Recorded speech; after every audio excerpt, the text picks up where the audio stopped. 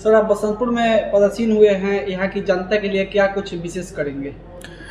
देखिए, मैं जहाँ भी जाता हूँ, हम लोग का मूल कर्तव्य है लोगों की सेवा करना।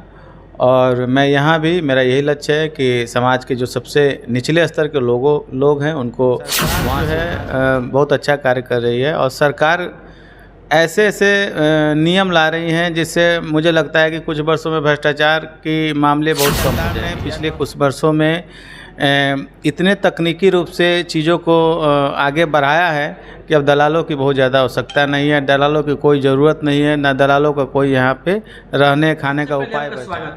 जी धन्यवाद। सर, आप अपना परिचय दे दीजिए। मैं मनीष कुमार श्रीवास्तव और प्रखंड विकास पदाधिकारी बसंतपुर, जिला सिवान। मैं वर्तमान में 24 जुलाई से यहाँ प्रभार लिया है। और मैं आपके चैनल के माध्यम से 15 अगस्त 2023 के लिए स्वतंत्रता दिवस के लिए सभी बसंतपुर के निवासियों को, जनप्रतिनिधियों को, पत्रकार बंधुओं को और तमाम लोगों को मैं शुभकामनाएं देता हूं। सर, 15 अगस्त को लेकर आपके प्रखंड पर क्या क्या तैयारी हुई है? 15 अगस्त को लेकर हम लोगों ने झंडा तोलन का समय निर्धारित किया है। सुबह 8 बजे से माननीय प्रखंड प्रमुख बसंतपुर के द्वारा प्रखंड कार्यालय में झंडा तोलन किया जाएगा। इसकी तैयारियां पूरी हो चुकी हैं। हम लोगों ने झंडा के लिए जो भी तैयारियां पूर्व से की जाती है वो सभी तैयारियों को हम लोगों ने करा लिया है। सर, आप बसंतपुर में पदस्थ हुए हैं, यहाँ की जनता के लिए क्या कुछ विशेष करेंगे? देखिए, मैं जहाँ भी जाता हूँ, हम लोग का मूल कर्तव्य है लोगों की सेवा करना। और मैं यहाँ भी मेरा यही लक्ष्य है कि समाज के जो सबसे निचले स्तर के लोग हैं उनको वहाँ से उठाकर मुख्य धारा में लाना। और वैसे कोई भी लोग जो हमारे विकास से छूटे हैं उनको आगे लाना है ताकि ये संपूर्ण रूप से प्रखंड बसंतपुर का विकास हो सके। सर, प्रखंड पर काफ़ी लूट खसुट चलता है, ऐसा भी आरोप लगता है, घूसखोरी का आरोप लगता है। इसको आप नए अभी आए हुए हैं यहाँ पर, उसको कहाँ तक सुधार करेंगे? देखिए, मुझे लगता है कि प्रखंड के सरकार जो है बहुत अच्छा कार्य कर रही है। और सरकार ऐसे ऐसे नियम ला रही हैं जिससे मुझे लगता है कि कुछ वर्षों में भ्रष्टाचार के मामले बहुत कम हो जाएंगे या 9 के बराबर हो जाएंगे।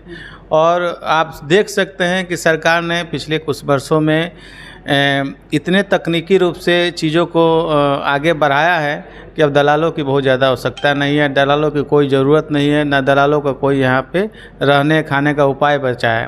क्योंकि सभी चीज़ें अब ऑनलाइन हैं। आप सभी लोग शिक्षित भी, शिक्षा का स्तर भी बढ़ रहा है, सभी लोग शिक्षित हैं, सारी चीज़ें ऑनलाइन कर देते हैं और सभी के खाते में राशि जाती है।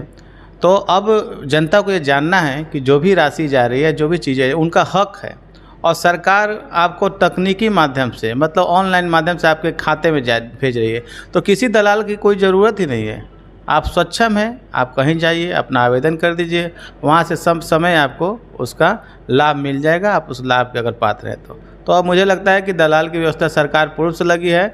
और हम लोग भी प्रखंड स्तर पर अगर कोई दलाल हैं जो इस प्रकार से परेशानी करना उत्पन्न चाहते हैं, लोगों को परेशान करना चाहते हैं, तो उन पर हम लोग नकेल कसेंगे और कार्रवाई भी करेंगे। सर, अपने प्रखंड के जो शिक्षा का व्यवस्था है उसको कहाँ तक सुधार करेंगे?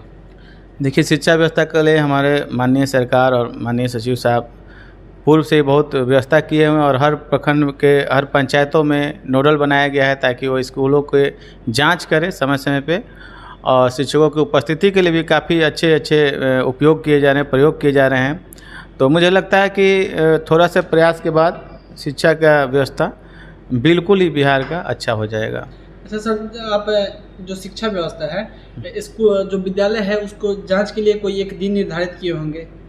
जी बिल्कुल, हम लोग बुधवार को जांच करते हैं। बुधवार को सरकार का निर्देश भी है, तो बुधवार को हम लोग विभिन्न परियोजनाओं योजनाओं के साथ विद्यालयों का भी जांच करने का लक्ष्य रहता है। तो हम लोग प्रति सप्ताह बुधवार को प्रखंड विकास पदाधिकारी के तौर पर सभी विभागों का मैं जाँच करता हूँ और करूँगा भी यहाँ भी।